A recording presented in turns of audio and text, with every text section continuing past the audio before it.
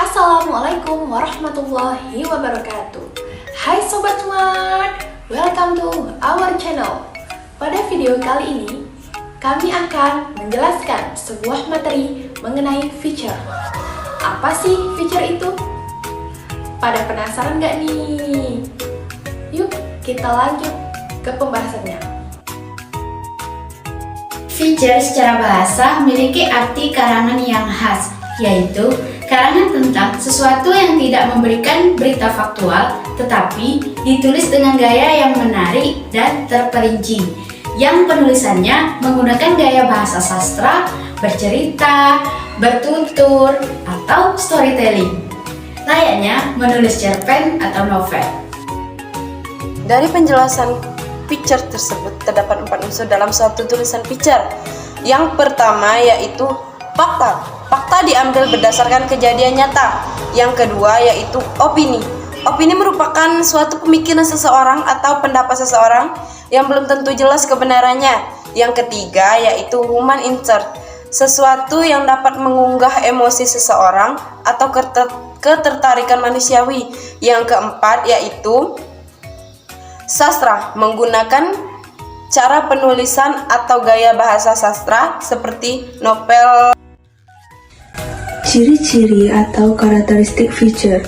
Yang pertama, mengandung unsur sastra. Salah satu hal penting dalam sebuah feature yaitu mengandung unsur sastra.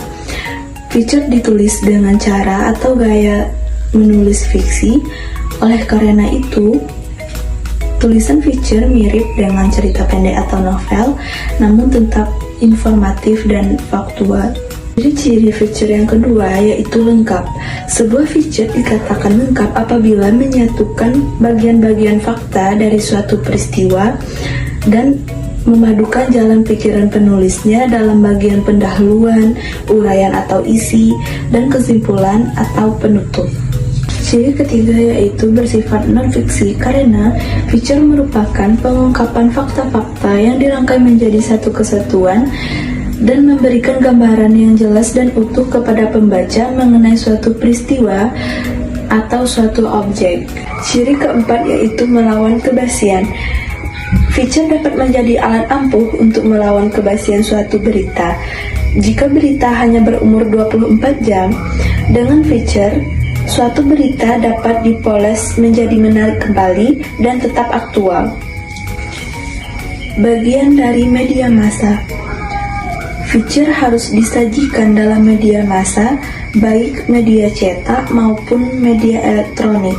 Media cetak seperti majalah dan surat kabar, maupun media elektronik seperti web, radio, televisi, dan blog.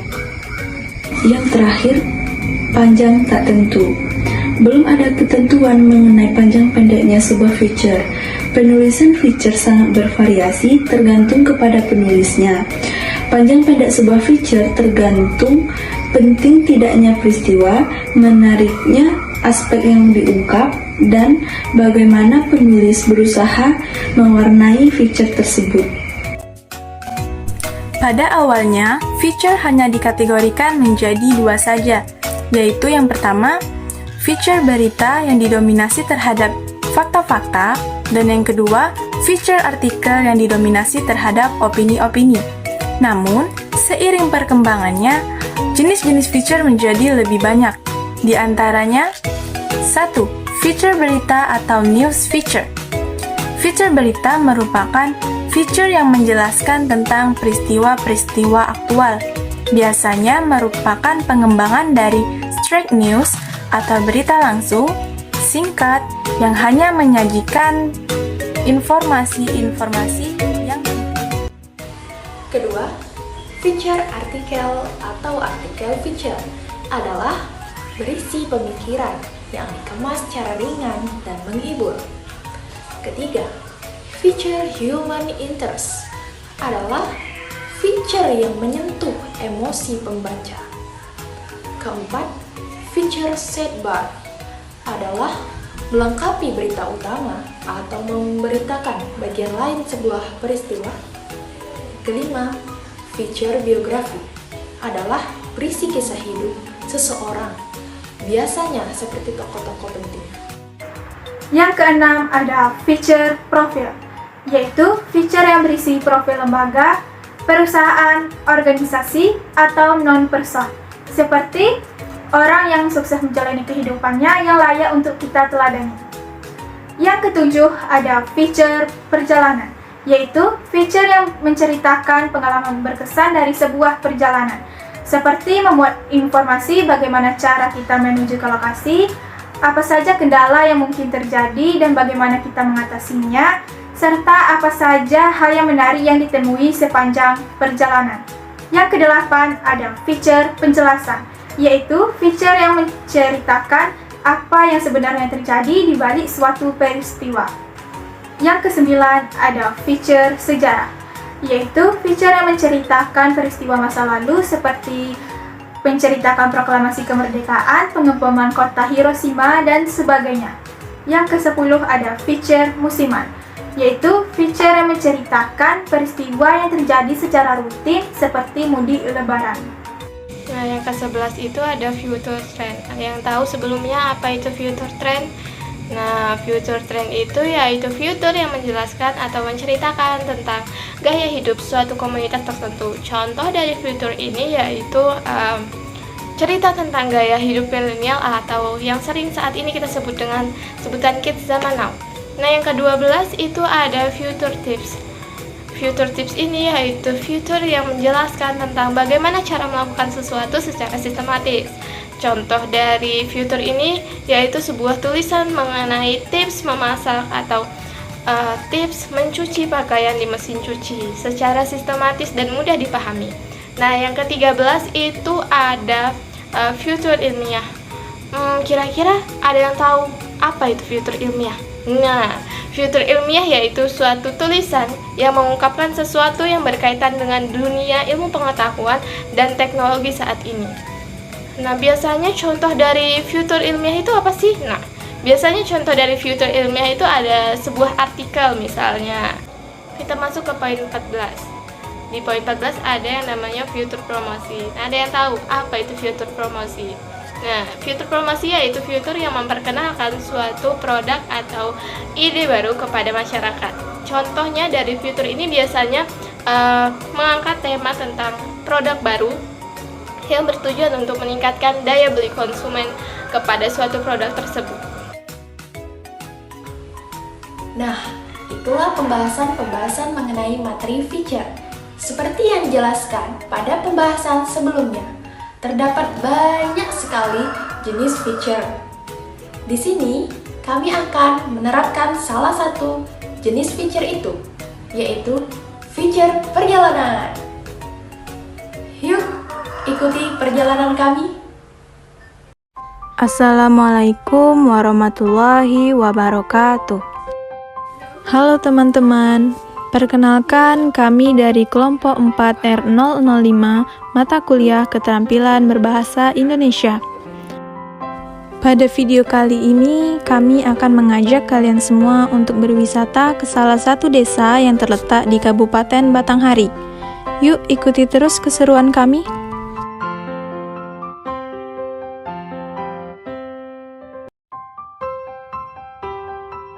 Siapa yang tidak tahu Kabupaten Batanghari? Sebuah kabupaten yang indah, damai, dan nyaman yang terletak di Provinsi Jambi. Dan tentunya memiliki banyak sekali pesona wisata yang tidak boleh terlewatkan saat berkunjung ke Batanghari atau kalian yang sedang berada di Batanghari. Selain tempat wisata, Batanghari juga memiliki banyak sekali tempat bersejarah. Kali ini, kami akan berkunjung ke salah satu desa tertua yang terletak di Batanghari, lebih tepatnya yaitu Desa Aro. Rute yang kami tempuh dari kampus PGSD menuju Desa Aro tidak terlalu jauh, yaitu sekitar kurang lebih 3 menit. Tidak cukup jauh, bukan? Sebelum sampai di Desa Aro, kami melewati beberapa desa, seperti Desa Bajubang Laut dan Desa Sungai Baung.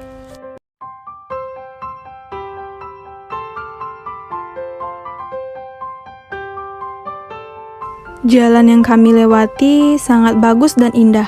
Tentunya jalannya sudah beraspal.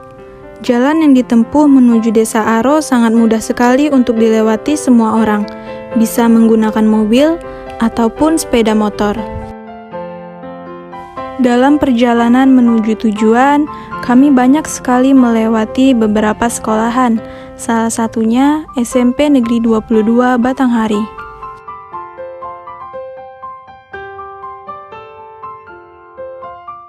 Setelah sekian lama perjalanan, akhirnya kami sampai di tempat tujuan kami, yaitu Desa Aro.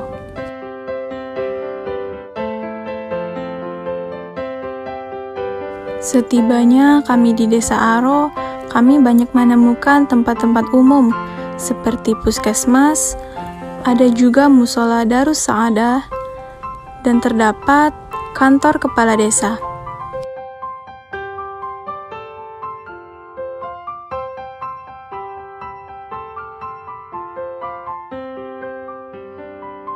Di sini kami menuju ke pusat mata pencaharian Desa Aro. Yuk kita lihat bersama-sama.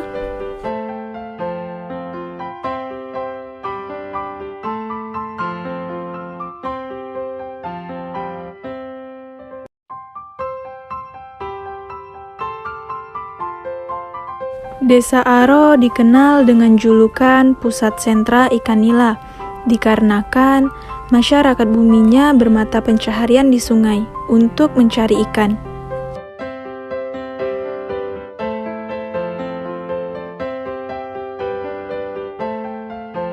Bantaran sungai sebagai tempat budidaya ikan dengan cara keramba jaring apung, tentunya dengan memanfaatkan aliran sungai.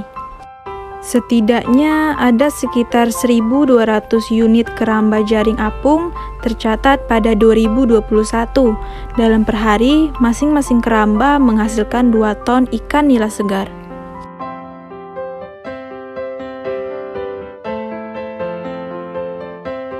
Banyaknya jumlah ikan yang dihasilkan membuat warga desa memiliki inovasi usaha selain menjual ikan hidup ke pasar, yaitu dengan menjual hasil olahan ikan seperti kerupuk, stik, dan juga abon.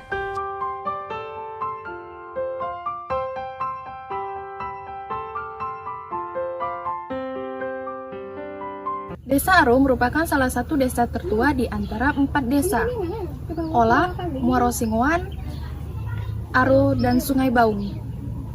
Desa Aro pada masa kini sudah mengalami perkembangan yang sangat pesat dan terus berupaya untuk lebih maju dari desa lain. Desa Aro terletak di Kecamatan Muara Bulian. Desa ini sering dijuluki dengan sentra ikan nila.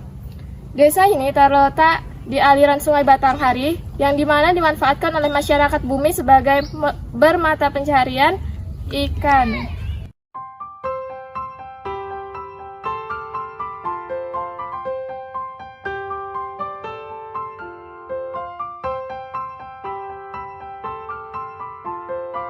Nah teman-teman, itulah cerita perjalanan kami ke Desa Aro dalam memenuhi materi pembelajaran feature perjalanan. Terima kasih telah mengikuti perjalanan kami.